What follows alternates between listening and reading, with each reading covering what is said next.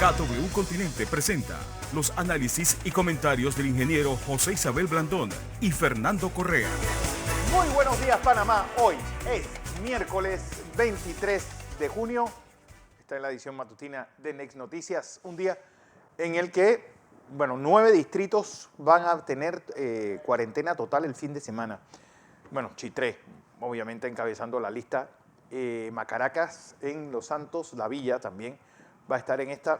Y usted cheque cuáles van a ser las condiciones de sus distritos. Hay unos que van a tener, se les amplía el toque de queda hasta las 12. Hay otros que mantienen hasta las 10 de la noche y se cierran los días domingos. Ayer fue un día trágico, más de 1.200 casos positivos. Así que, estamos en el umbral del desastre. Evitemos entrar. Un día también en el que la audiencia de Ricardo Martinelli se pospone para el 5 de julio. Por cierto, él ayer en sus redes sociales estuvo solicitando 2 pintas de sangre A positivo. Oye, un día en el que en el mundo, baldazo de agua fría a Keiko Fujimori. Estados Unidos califica las elecciones peruanas de modélicas y justas. Así que esa pequeña ventaja de Pedro Castillo, ayer recibió el aval de Washington, en un día en el que Washington también está haciendo una presión para que la ONU condene lo que está ocurriendo en Nicaragua. Y ayer 59 países se adhirieron a esto de los Estados Unidos contra este país. Hoy sigue la Copa América, atención, porque Nuestras Plásticas está de duelo. Don Carlos Arboleda, aquel gran escultor, su obra insigne, aquella cabeza de Einstein que engalana todo el área del Cangrejo, del antiguo barrio judío de nuestra capital. El autor de esa obra falleció ayer, así que a los artistas plásticos en general, nuestro más sentido pésame. Y aquí en casa, Silka Muñoz, nuestra maquillista hoy de cumpleaños. Felicidades en sus bodas de oro. 7, 6, 8 y 2. Decenas sugeridas por KW Continente para el sorteo de hoy, mediodía. Don José. Oiga, nuestro escultor debe sentirse hoy allá en la cumbre del infinito, donde se encuentra, viendo que es una de sus obras. Se encuentra precisamente un área donde fue remodelada. Remodelada, exactamente. Y donde brilla. Esa obra. Donde brilla su obra y la remodelación. Esa es la ciudad que debemos aspirar. Así es. Los escultores que son la gente más cercana a Dios, decía Don Quijote, ya que Dios es el primer alfarero y el hombre su primer cacharro, dice el Quijote. Así que y yo le añado, don Carlos Arboleda está. Los poetas son los verdaderos arquitectos de la vida. Los planificadores de la vida. Cuando usted quiera refrescarse el espíritu, lea a nuestros poetas y nuestras poetisas y busque el mundo. Ahí se encuentra la construcción de los nuevos paradigmas en esas mentes brillantes. Oiga, Fernando, lo primero es lo primero. Una noticia que no aparece casi en ningún medio, o sea, aparece en primera plana en el periódico El Metro Libre. Quiero enviarle nuestras bienvenidas a los delegados de nuestra región que en materia de seguridad se encuentran aquí. A partir de hoy va a desarrollarse una reunión de seguridad aquí en Panamá. Le doy los nombres que están. Mire la ausencia y mire las presencias. Se encuentra en Panamá el almirante Greg Fowler, que es el jefe del Comando Sur, del Comando Estratégico de los Estados Unidos. Estuvo aquí en Panamá ese comando. Este es el 4º Comando Estratégico de los Estados Unidos. Son 7. Sí. Este es 1. Se encuentra aquí el almirante que ayer fue recibido por el presidente Laurentino Cortizo en el Palacio Presidencial. También se encuentran aquí, fíjese las delegaciones, Fernando. Se encuentra la delegación de Belice, no tenemos los nombres, pero por eso no los mencionamos. El de Belice, normalmente uno no conoce los nombres de estos caballeros, y es mejor así. La delegación de Belice, se encuentra la delegación de Guatemala, la delegación de El Salvador, la delegación de Honduras, la delegación de República Dominicana, Panamá, que es el anfitrión. Esta reunión se celebrará en el día de hoy y mañana. Y además están 2 países. Está México y Colombia. Y no está Nicaragua. ¿Me dice algo? Con esa importante reunión que va a tratar el tema de seguridad de la región, entre los temas importantes que se van a atacar, sin duda alguna, no hay que ser parte de ningún sistema de inteligencia, pero sí hay que tener inteligencia política. ¿Qué se va a discutir allí? Bueno, se va a discutir la penetración del crimen organizado en todas sus manifestaciones, en particular sobre el narcotráfico, que es una de las fuentes de crimen organizado, el incremento de eso, la coordinación de la lucha antinarcóticos, pero la lucha anticrimen en la región, el problema migratorio, el problema de la democracia, de la estabilidad, y cómo la corrupción que ha penetrado no solo a los organismos nacionales de nuestra región, sino también a los Estados Unidos. Recuerda la cantidad de agentes de la DEA que se convierten en parte de toda esta situación. Y también hay una discusión muy seria que América Latina y particularmente Colombia y la región debe tener. El uso o no uso del glifosato como un elemento para el control de las siembras de cocaína. Yo creo que ustedes sepan que el glifosato, que es un herbicida de carácter sistémico, es decir, él cae en la hoja y se lleva al sistema vascular de las plantas, que es diferente, el xilema y el floema. Y el glifosato se requiere mucho más dosis, más de una dosis, porque el arbusto de coca es mucho más resistente que, por ejemplo, el arbusto de las otras plantas, como por ejemplo la que produce la amapola. La amapola con un solo pase se muere. Entonces, ¿en qué se diferencia el glifosato con el agente naranja? Son dos cosas distintas. El glifosato es un herbicida sistémico, el agente naranja es la mezcla del 2,4,5-T con el 2,4,5-D más un elemento adicional que promueve la acción de ambos, una auxina altamente potente. Son dos cosas diferentes. Estos son defoliantes de altas concentraciones que incluyen lo que se conoce comercialmente como el tordón. Se conocía el 2,4,5-T y el 2,4-D. Esto se usó mucho en la guerra de Vietnam en forma violenta. Cuando usted habla que los Estados Unidos no usaban armas químicas, no le crean a eso. Las armas químicas se usaron en Vietnam a tutiplén y se han usado siempre. Bien. Una de las discusiones que tiene, porque el presidente Duque favorece el uso del glifosato. El glifosato está prohibido en la mayoría de los países del mundo. El glifosato es uno de los herbicidas que, si no se usan con cuidado, produce grandes transformaciones y deformaciones genéticas que a su vez producen grandes daños a la naturaleza. La dente naranja afectó a los humanos, pero también afectó a la flora y fauna de Vietnam. Y de Laos. Yo le digo, por ejemplo, Laos, y donde la producción, por ejemplo, de ratas y el crecimiento del promedio de las ratas fue enorme. Algunos hicimos estudios sobre esos agentes, por eso lo conocemos también. Pero esta reunión es de suma importancia y le damos la bienvenida a este grupo de hombres y mujeres que están aquí para discutir la seguridad del país, de nuestros países. Ojalá nos informen de algunas de las cosas que podemos conocer. Yo nada más que le digo a usted que el 80% de la información de inteligencia del mundo ya está publicada en todos lados. Ellos conocen el 20% y nosotros conocemos el 80%. Usted debe siempre tener la información que necesita. Esta información solo aparece destacada como información en la portada del Metro Libre. Es una información valiosa porque se está celebrando esa reunión aquí en nuestro país. ¿Qué le dice eso? La importancia geopolítica ¿de quién? ¿Fernando? Panamá. De la República de Panamá. Por eso se la traigo como noticia de arranque. También les quiero decir, mientras usted se toma su café tranquilamente, no está lloviendo. Le decía a Fernando que ya hoy podemos apreciar el efecto del solsticio de verano, porque amanece más temprano. Amanece más temprano. No es que amanece más temprano, los días luz. La luz es más fuerte. Días luz en esta parte del trópico. Hay 13 horas.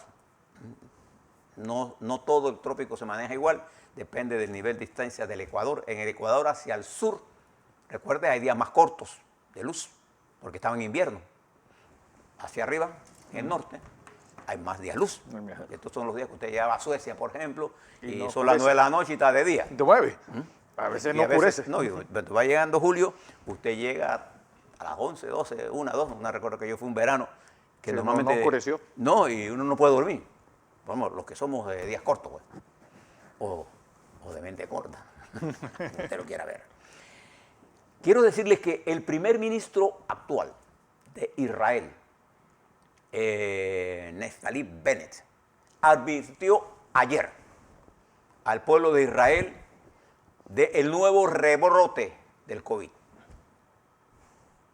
¿Se acuerdan que ellos, Más del mascarilla, les 60% conté ya. cómo los niños habían soltado las mascarillas y advierte? ¿Y cómo lo advierte? Porque hubo 137 casos nuevos de alza. Mire cómo inmediatamente ellos detectaron esto y dicen, vamos a ver esto de una vez. El COVID, el SARS-CoV-2, sobre todo en sus variantes, tiene forma de adaptarse a la guerra que le hemos plantado. Le planteo esto porque también hay un informe, y ayer el doctor, el decano de la Facultad de Medicina nos decía a nosotros con mucha claridad cómo la pandemia se han establecido en nuestro continente. Hubo un momento que estuvo en otros continentes, bueno, aquí está plantada aquí. Y si tiene dudas, mire los números que nos va a dar Fernando con respecto a lo global y cómo está Colombia, Costa Rica. ¿Tiene por ahí los números, don Fernando? Sí, claro. Antes, ¿cuáles son los 5 países con más casos totales? Estados Unidos encabeza con 34.434.681. Segundo, la India con 30.023.408. Tercero, Brasil con 16.063.165. Francia con 5.760.002. Y quinto lugar, Turquía con 5.381.730. Pues Rusia, muy cerca de ellos. Nuestro país, Panamá, se encuentra en el puesto número 51 con los 395.995. En el mundo, hoy pues rompemos la barrera de los 180 millones de casos, 180 millones 206.050 casos totales. Hay 3.914.215 fallecidos y 28.138.134 casos activos.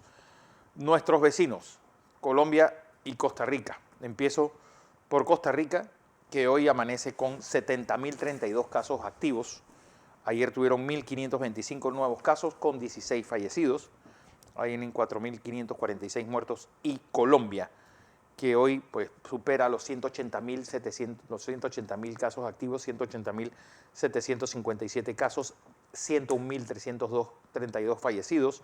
¿Cuántos fallecidos? 101.302 fallecidos. Ayer Colombia tuvo 28.616 nuevos casos con 720 fallecidos. Mire por dónde va. Se Colombia, subió mire, las 600. Quiero que le preste atención a estos dos países nuestros. Porque uno de los problemas que tuvo Uruguay es que quedó atrapado en el desarrollo de las olas que se dieron tanto en Brasil con la variante brasileña, ¿se acuerdan? Y Argentina. Y esto todavía golpea.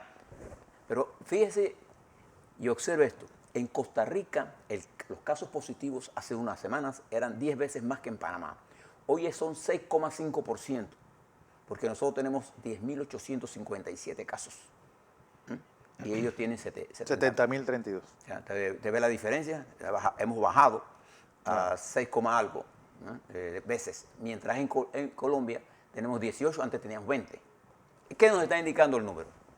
Que de cualquier forma en que lo mire, en Panamá se está produciendo un elevamiento peligroso de los casos positivos. Bueno, para darles un ejemplo, Y ayer, activo, por ejemplo, Costa Rica tuvo 1.500 nuevos casos, nosotros tuvimos 1.280. Es decir, ahí se ve. Para que usted vea cómo nosotros no estamos lejos de ello en cuanto a la gravedad del problema que tiene, pero nosotros estamos en una situación en la que tiene usted que pensar y no está burlándose de las medidas que tenemos que tomar. Tenemos que tomar las medidas que tengamos que tomar. Esto no es una guerra, esto no es relajo. Le damos las cifras generales porque Brasil, Ecuador, Perú, Chile y Argentina están bregando con esto, con bajos índices, salvo Chile, que tiene una buena indicador de vacunación. Casi el 40% de la población de Chile está vacunada. Pero tuvo 3.340 casos. Y fíjense los problemas que está dando. Usted tiene otros países. Taiwán está bajo una crisis seria. Vietnam. Está también Indonesia. La India sigue siendo un foco. El desarrollo pues, va a tener su alza y sus bajas. Bueno, 54.380 nuevos casos en la India. Recuerden que ellos llegaron a tener hasta 300, casi superar los 300.000 casos diarios. Taiwán, pues ayer tuvo 99 casos, que por mucho tiempo no tuvo casos. Y ojo con lo que está pasando, como dijiste, en Indonesia, que ya saben que es pues, el país musulmán más poblado del mundo y que está pues, reportando 13.668 nuevos casos y tiene 150.000 casos activos. Y recuerde que Indonesia, recuerde qué es lo que es. Un archipiélago difícil de mostrar. No es como nosotros, que somos un territorio más pequeño, nosotros tenemos un rastreo, nosotros tenemos más de la mitad de la población de nosotros ya, con pruebas realizadas, pero son más pequeños. Este es un país que tiene más de 100 millones de habitantes distribuidos en una cantidad de islas que es complicado hacer todo esto. Pero también quiero llamarle la atención que una de las preocupaciones de los grandes epidemiólogos de los Estados Unidos e infectólogos de ese hermano país, Estados Unidos, advierten que el proceso de vacunación en los Estados Unidos está como detenido con respecto a la población que debe ser vacunada. Y el peligro de esto es que la variante Delta, que es la que se está propagando, que ya es digamos, la mayor, y representa el 70% de las infecciones, tiene mayor nivel de capacidad de contagio. Y que los vacunados pueden ser contagiados, con menos efectos secundarios, pero con posibilidad de tener carga viral para transmitir el virus.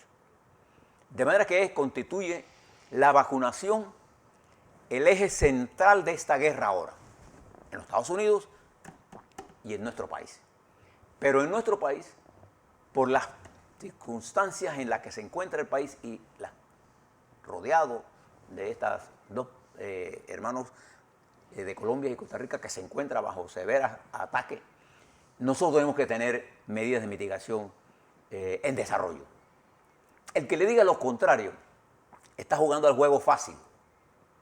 Al juego de decir, no, esto se acabó, que esto es mentira. No, la guerra está ahí, el virus está allí, está matando gente y seguirá matando hasta que nosotros logremos tener como eje central la vacuna y como eje colateral para impedir que panameños se mueran o panameños se infecten o que panameños al infectarse queden con secuelas que siguen, que están en estudio.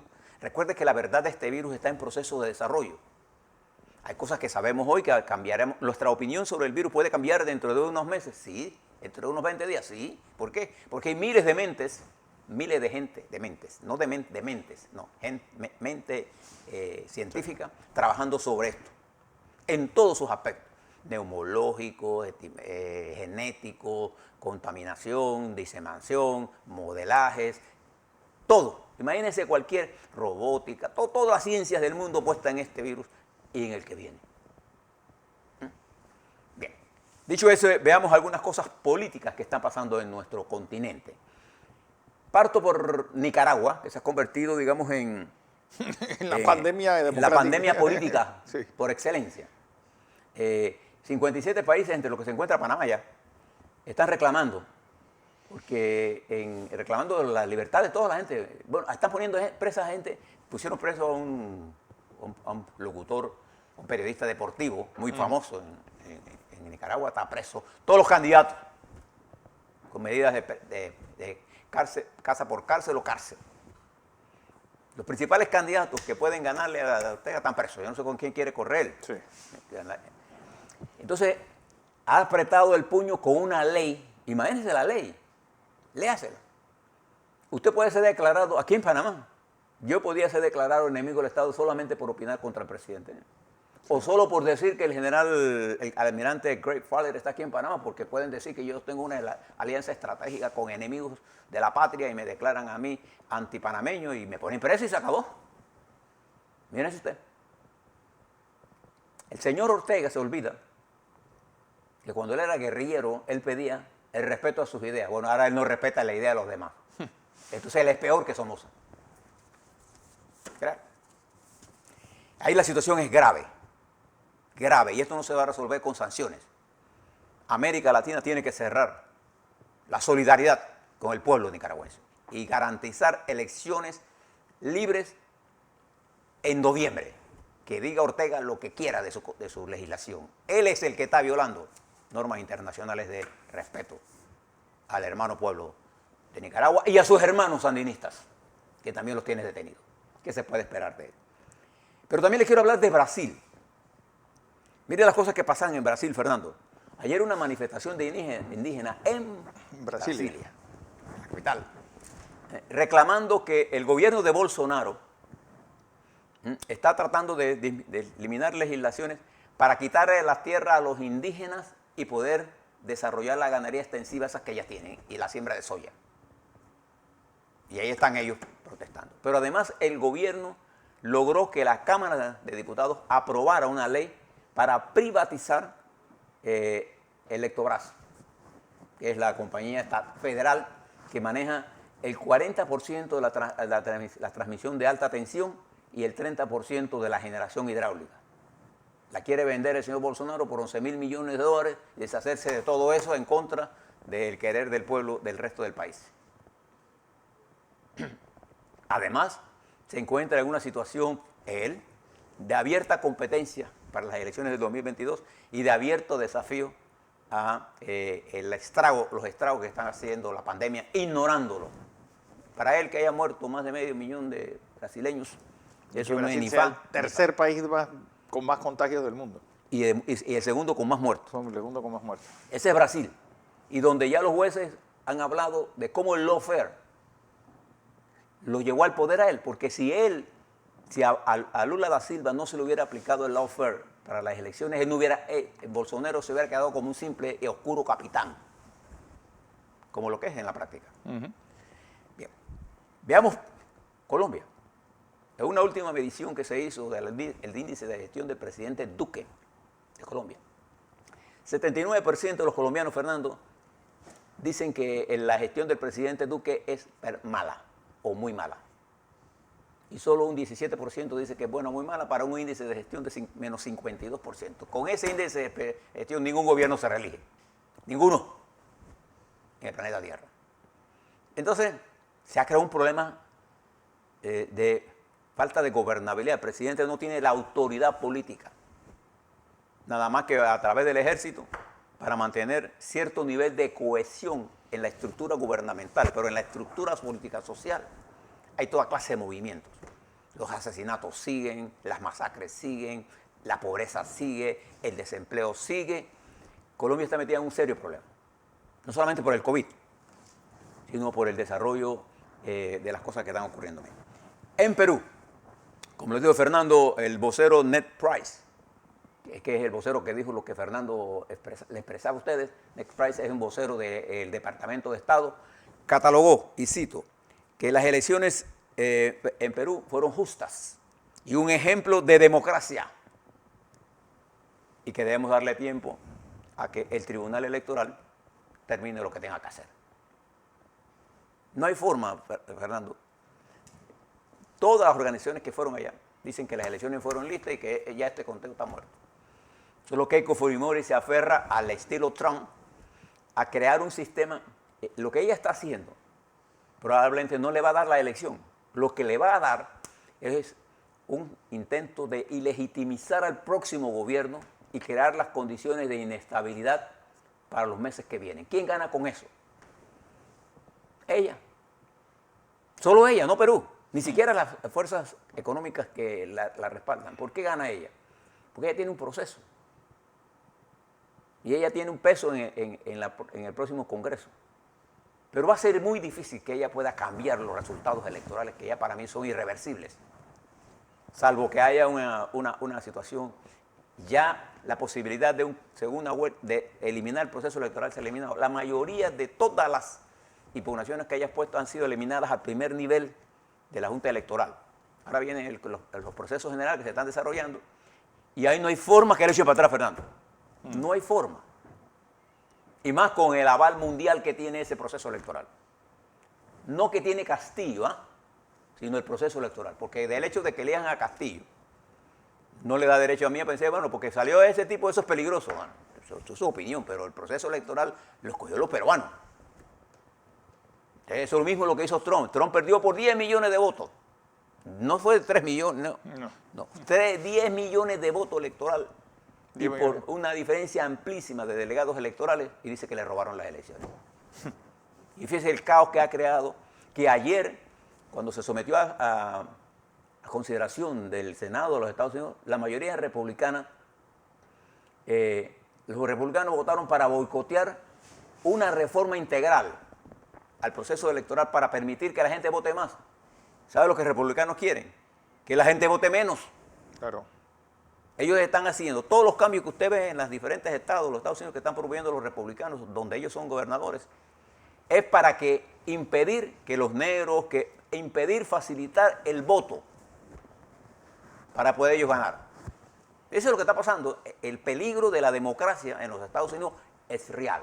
Es tan real como el peligro de nosotros aquí.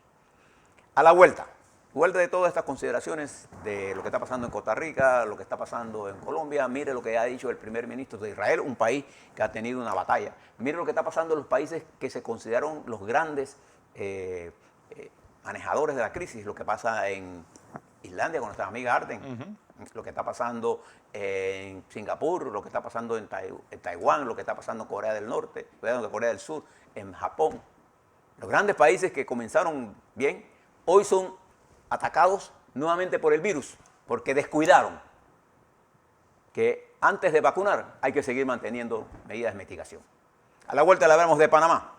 ¿Qué está pasando en nuestro país? ¿Cómo está este proceso de Ricardo Martinelli? ¿Cómo está el proceso de recolección de firmas? Y aquella reunión que ayer la reunión que se desarrolló ayer en Palacio entre el presidente Laurentino Cortizo, el vicepresidente Carrizo y el casi electo ya. Sí, el virtual presidente. El virtual presidente de la Asamblea Nacional, Cristiano Adames, en un almuerzo de 3. Eso se llama a 6 ojos. Juego de banda a 3. A 3 bandas. Un juego de billar a 3 bandas. Ayer en un almuerzo en la presidencia. A la vuelta, eso y más.